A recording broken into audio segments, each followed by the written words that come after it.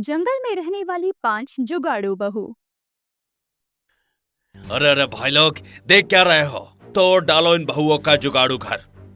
बुखलाई हुई जनता उन बेचारी बहू का बसेरा तोड़ने लगते हैं।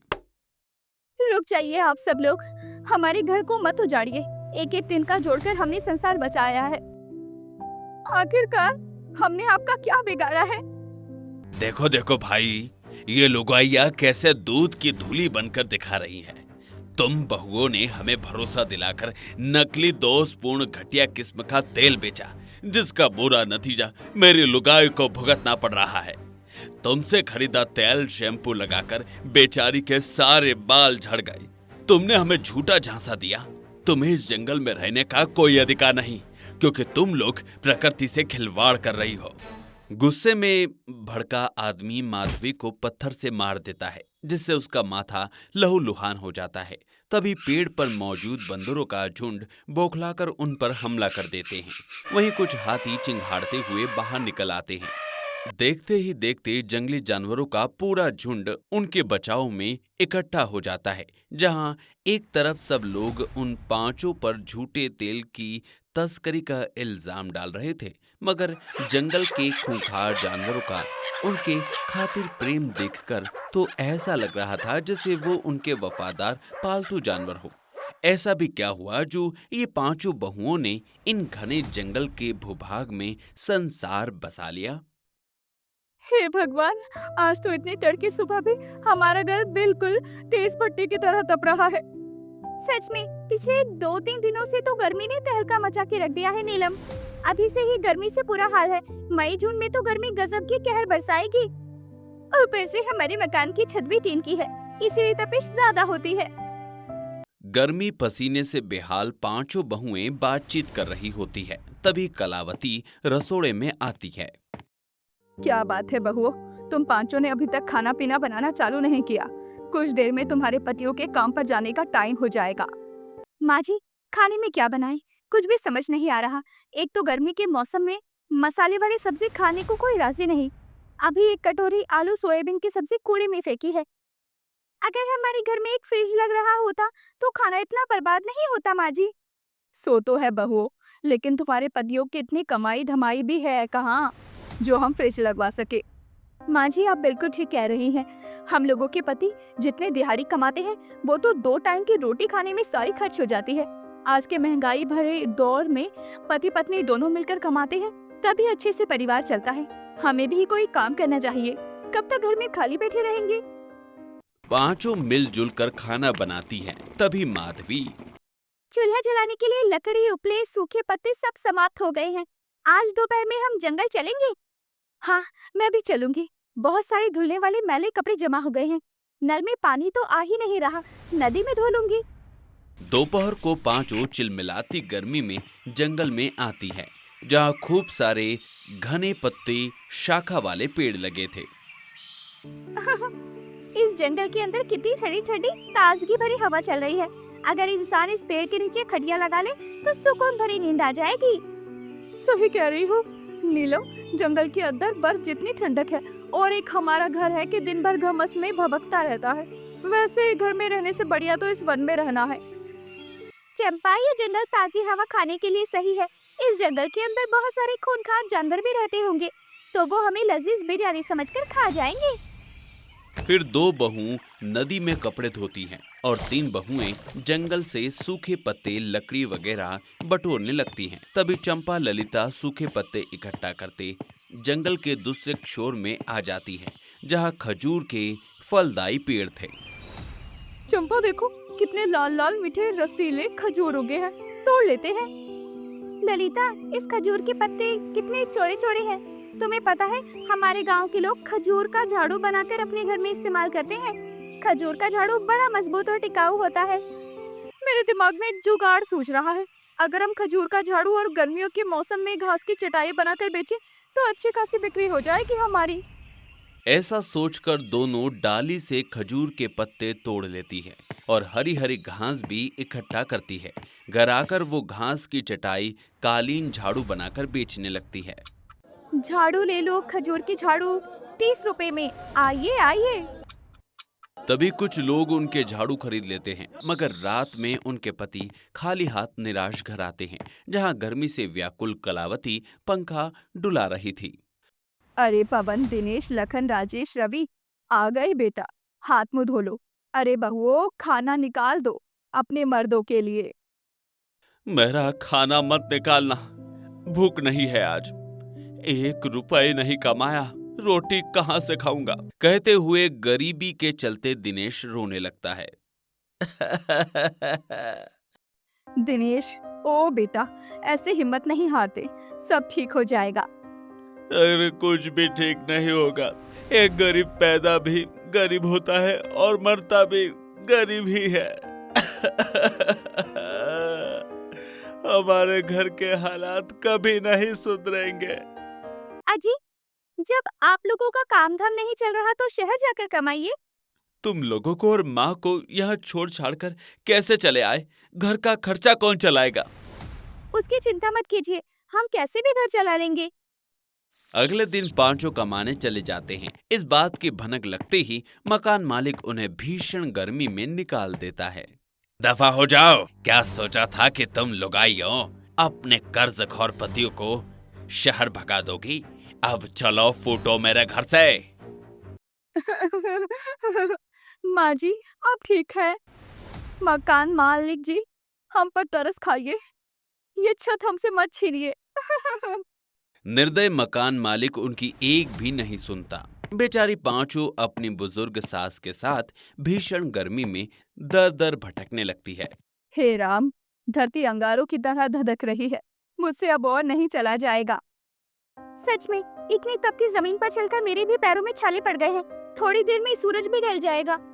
हमें अपने घर के लिए ठिकाना ढूंढना होगा।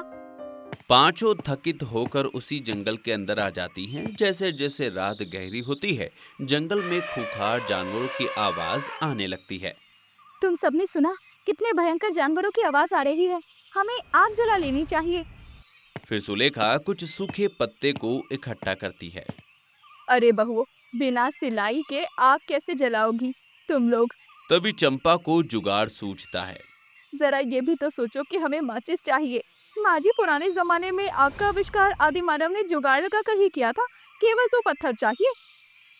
इधर उधर से 2 खनिज वाले पत्थर घिसकर बहू आग जला लेती है। क्या बात है मंजली बहू, तेरे जुगाड़ का तो जवाब नहीं। तभी झाड़ियों में कुछ हलचल होती है, जिससे सबके रोंगटे खड़े हो जाते हैं। कहीं उस झाड़ियों के पीछे कोई शेर का मात तो नहीं? तभी भालू का एक घायल बच्चा कराहते हुए आता है। आ, आ। हे भगवान, ये भालू का बच्चा कितना जख्मी है।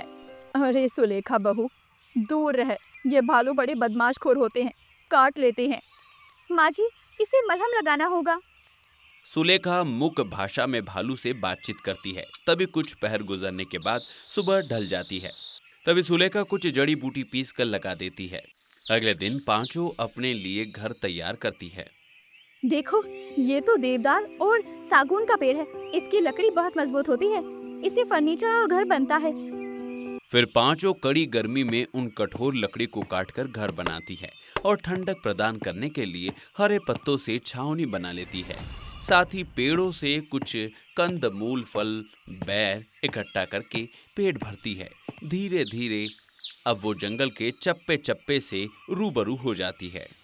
देखो, जंगल के ये हिस्से में रीठा, गुड़हल, शिकाकाई भी उगा है। इसका तेल शैम्पू बालों के लिए बहुत लाभकारी होता है।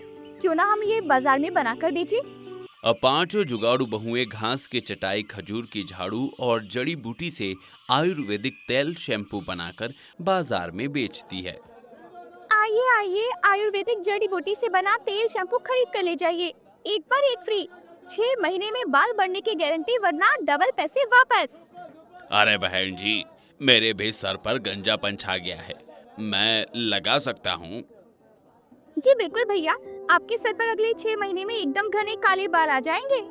फिर तो 2 बोतल दे दो। तुम लोग आइयों के चलते मेरे सर के बाल झड़ गए। ये इल्जाम बिल्कुल गलत है। हमारे पास ऐसा सबूत है जिससे अभी दूध का दूध, पानी का पानी हो जाएगा। दिनेश उस घपलेबाज आदमी से सच उगलवाता है, जिसके बाद ग्राहकों का गुस्सा खत्म हो जाता है और अब वो अपने तेल शैम्पू का स्पेशल बारकोड का इस्तेमाल करती हैं ताकि कोई उनके नाम से नकली या जाली शैम्पू न बेच सके। अमीर और गरीब का पानी का महत्व।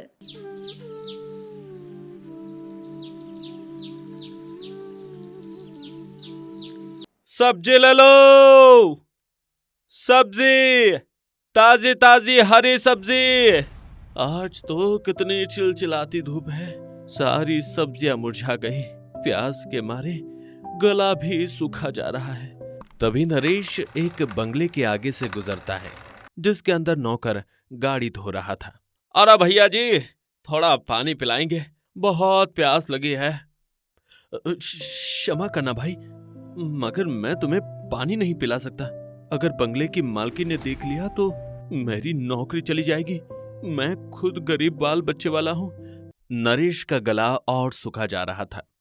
कोई बात नहीं भैया जी, मैं जाता हूँ। अच्छा जरा सुनो भाई, लो जल्दी से पानी पी लो। धन्यवाद भैया जी, जरा ये बोतल भी भर दीजिए, बड़ा मीठा पानी है यहाँ का। नौकर बोतल भर देता है। नरेश बहुत ही गरीब था।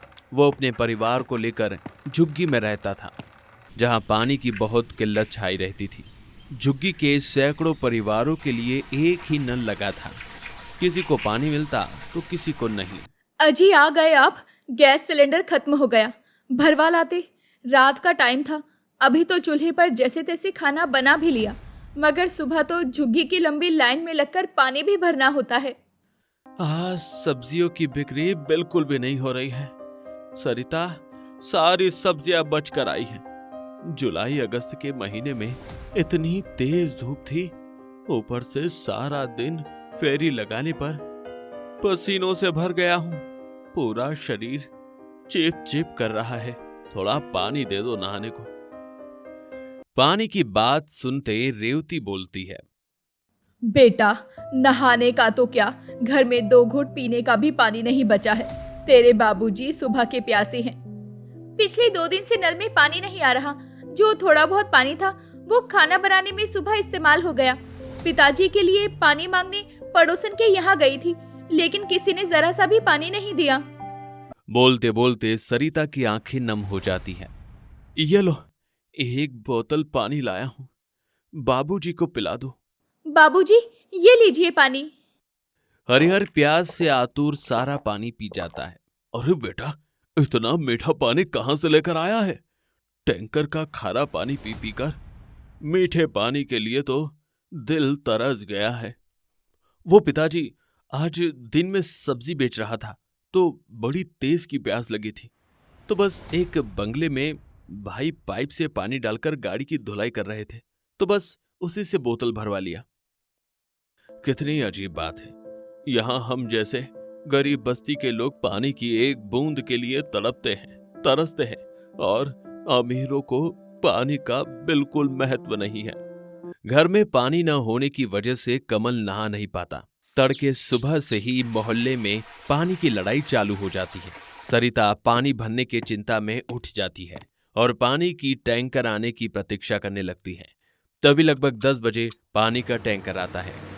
सौदा कॉलोनी वाले, जय जय कॉलोनी वाले, जिसको पानी भरना है जल्दी से भर लो, जल्दी से आ जाओ, टैंकर सिर्फ आधे घंटे के लिए रुकी है। शुक्र है पानी की टंकी आ गई। गोलू, सोनम, बच्चों जल्दी से उठ जाओ, पानी का टैंकर आ गया है। मैं पानी भर लूंगी, तुम दोनों वहीं खड़े खड़े नहा लेना। दोनों बच्चे आंख मलते हुए उठ जाते हैं। मैं बाल्टी गैलन लेकर जा रही हूँ। सोनम, गोलू दोनों जल्दी से पतीला और बोतल लेकर आ जाओ। ठीक है मम्मी। गोलू तू बोतलें उठा ले, मैं भगोना ले लेती हूँ।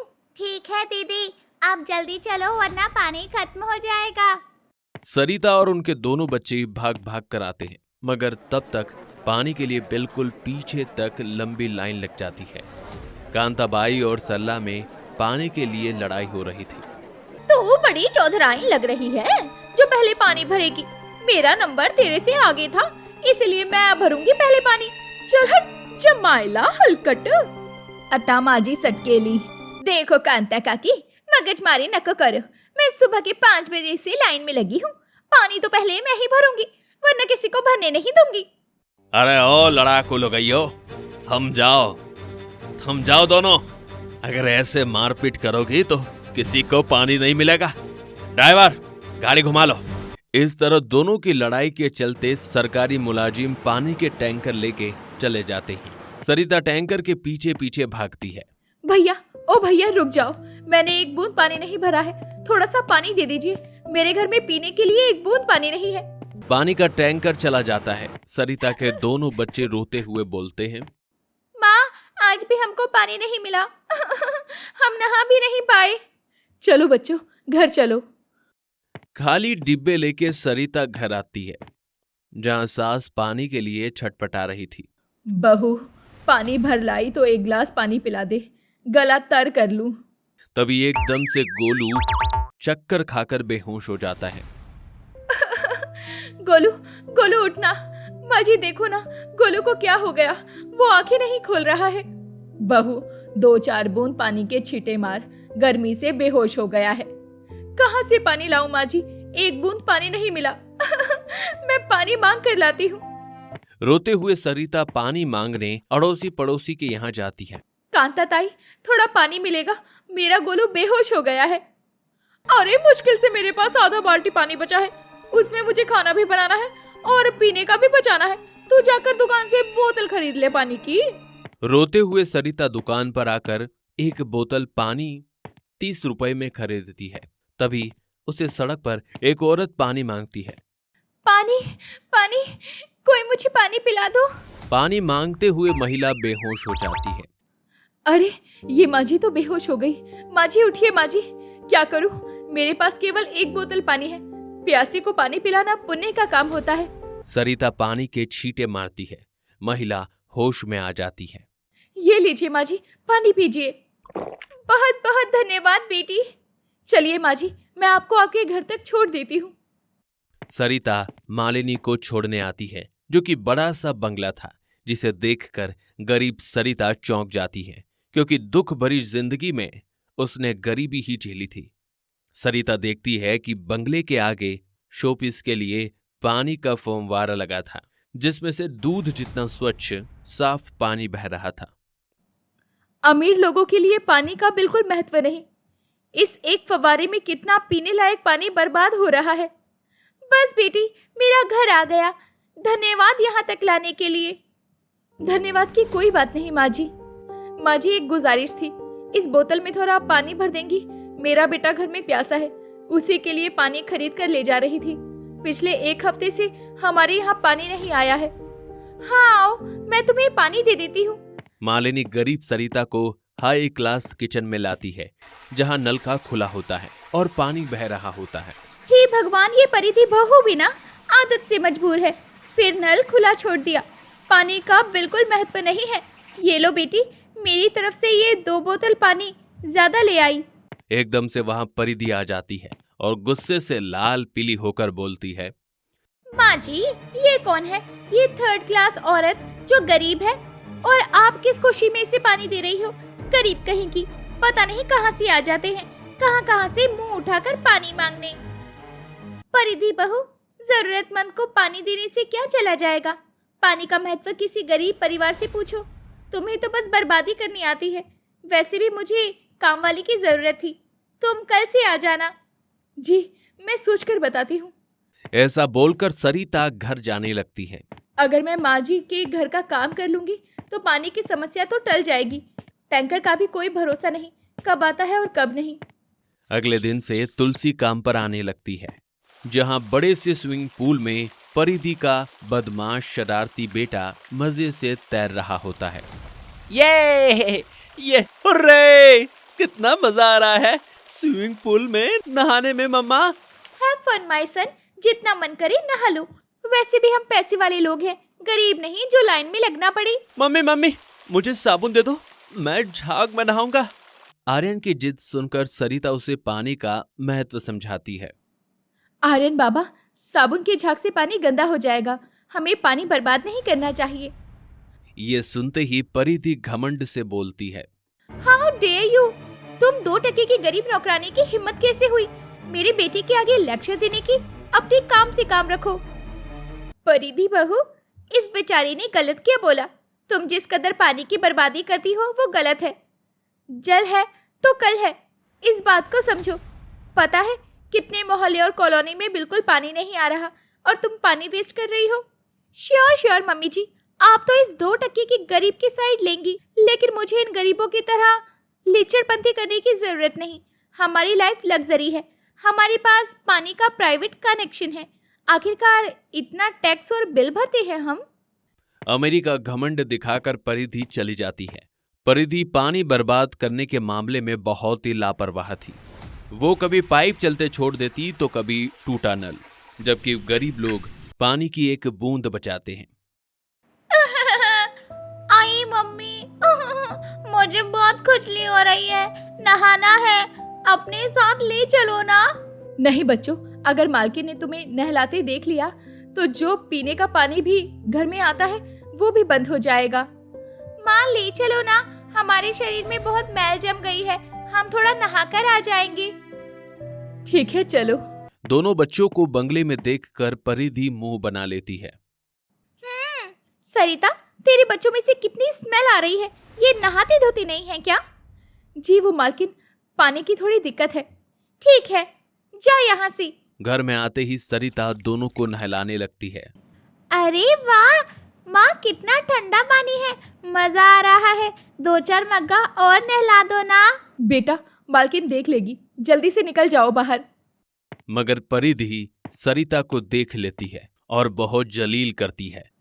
गरीब कहीं की, दिखा दी ना अपनी जात। तेरी हिम्मत कैसे हुई हमारे बाथरूम को यूज करने की? परिधि बहू, मैंने इजाजत दी थी सरिता को उसके बच्चों को नहलाने के लिए। लगता है तू अपने दिन भूल गई, तो मैं तुझे याद दिला दूं। तुझे भी मैं इस परिवार में एक गरीब चौल से लाई थी। ये सुनकर परिधि पछतावे से भर जाती है। माँ जी, मुझे माफ कर दीजिए, अब से मैं पानी वेस्ट नहीं करूंगी। और सरिता, तुम भी यहाँ से पानी भरकर ले जा सकती हो और अपने बच्चों को नहलाने के लिए यहाँ ले आ सकती हो।